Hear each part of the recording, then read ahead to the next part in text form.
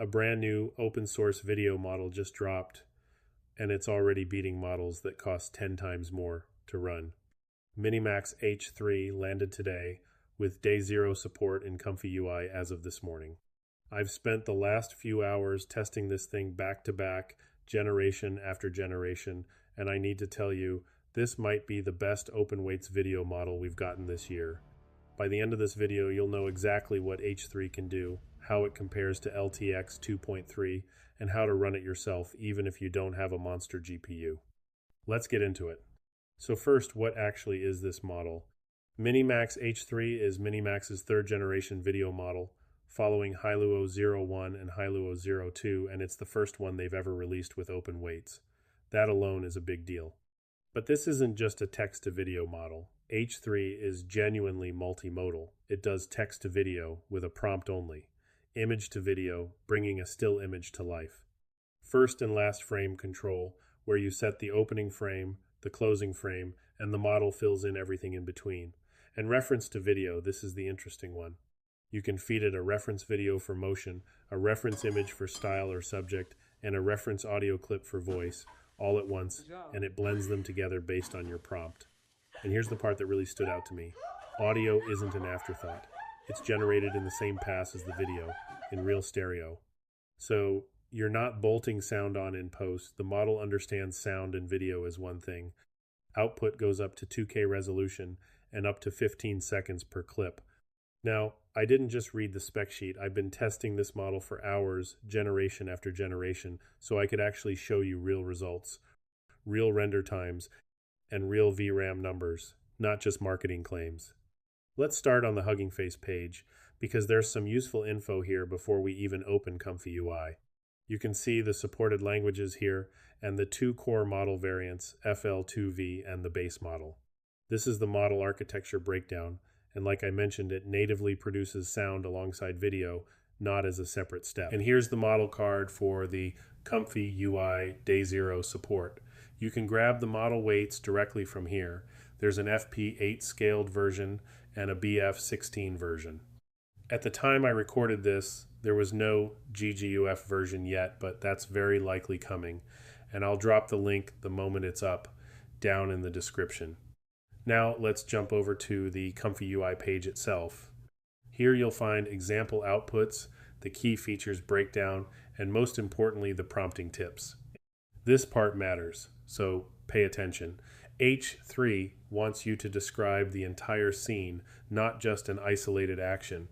Camera movement, lighting, subject, environment, sound, all of it in one prompt. Keep that in mind, because it changes how you should be writing your prompts compared to other models. Let's get the workflow downloaded and set up. Just click through here and the models will download. This is the standard base workflow.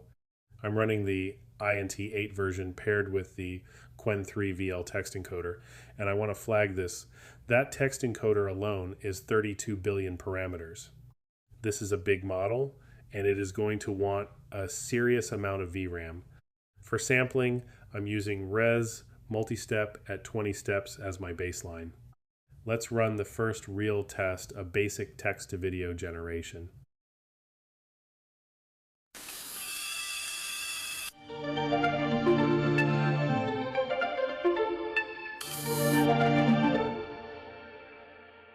This is the vanilla base workflow. I just swapped in my own prompt, and yeah, this looks really good straight out of the gate. Let's push it further with a bigger test. This next one took around 9 minutes to render 15 seconds of video at just under 720p, sitting around 1.2 megabytes of output versus 0.4 megabytes on the earlier lighter test. So we're clearly in higher fidelity territory here. Here's the actual prompt I used. A high-budget Hollywood action trailer, a fearless female hero, black frame, hard cut, tight handheld shot, hard cut, white flash, sweep, transition, hard cut, clean hero stare, courage. Final card, Stormbreaker, coming soon, hard cut to black. I actually had Claude help me structure this prompt with proper hard cut direction and shot pacing, and here's the result.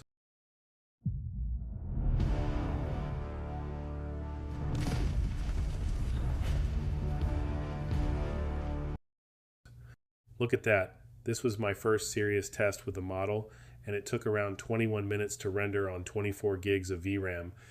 Genuinely one of the best AI trailer style outputs I've generated with any open model.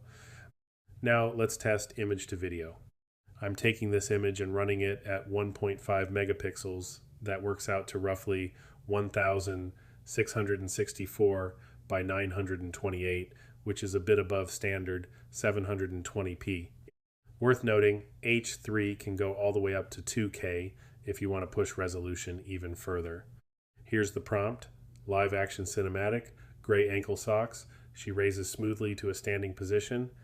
Camera zooms out and begins a slow 360-degree orbit, revealing the full outfit and ambient stone setting. She settles her hair. Light, breezy acoustic pop. If you want even cleaner results, you can push the steps up to 225. That'll cost you render time, but the quality bump is noticeable.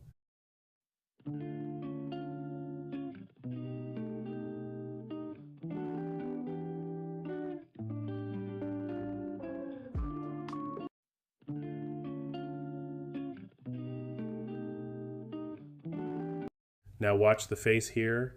I deliberately built in a full 360-degree orbit so her face would leave frame completely and then come back into view. That's usually where these models fall apart. This is exactly where LTX struggled, but look, the face holds perfect consistency every single frame, even mid-rotation. That impressed me more than almost anything else in this test. One more test using the same reference image but a completely different scene, a wedding toast. Prompt: she is in the dining hall, she's getting married, and she raises a toast. Same 1.5 megapixel setting. And here's the result: she raises her glass, the whole scene reads naturally, the framing feels genuinely cinematic. Really solid output for how simple that prompt was. Okay, my honest take after all these tests. This model has genuinely surprised me. It's noticeably better than I expected going in, and compared to LTX 2.3, it's not close. Character consistency, motion handling, prompt adherence, H3 is ahead across the board in my...